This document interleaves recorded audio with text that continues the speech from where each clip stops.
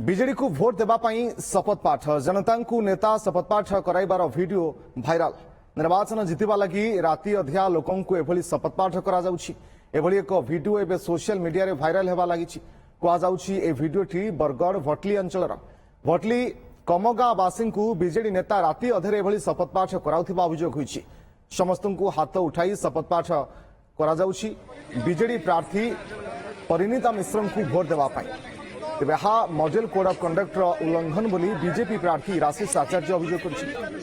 ତେବେ ଏନେଇ ବିଜେଡି କି ଜିଲ୍ଲା ପ୍ରଶାସନ ପକ୍ଷରୁ କୌଣସି ପ୍ରତିକ୍ରିୟା ମିଳିପାରେ।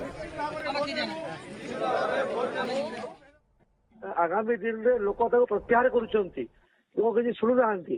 ଗୋଟେ ମିଛ ନାଟକ, ମିଛ ପ୍ରହସନ ଚଲେଇଛନ୍ତି। ରାତି ଅଧିଆ ଯାଇ ଲୋକଙ୍କୁ ଭୁଆଁ ବୁଲିବାକୁ ଚେଷ୍ଟା କରିଛନ୍ତି ଏବଂ ବିଭିନ୍ନ ଲୋହ ଦେଖାଇ ଲୋକ ରାତି ଅଧିଆରେ ଯାଇକରି ଶପଥ ପାଠ କରୁଛନ୍ତି।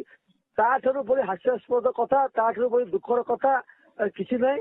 ପୁରାପୁରି ଭାବରେ ଇଲେକ୍ସନରେ model code of conduct violation BJD ନେତୃବୃନ୍ଦ ନିଶ୍ଚିତ ଭାବରେ ଗଣତନ୍ତ୍ର ପାଇଁ ବିପଦ ଏବଂ ଏହା ନିଶ୍ଚିତ ଭାବରେ ମଡେଲ କୋଡ୍ ଅଫ୍ କଣ୍ଡକ୍ଟ ପୁରା ଭାଉଲେସନ।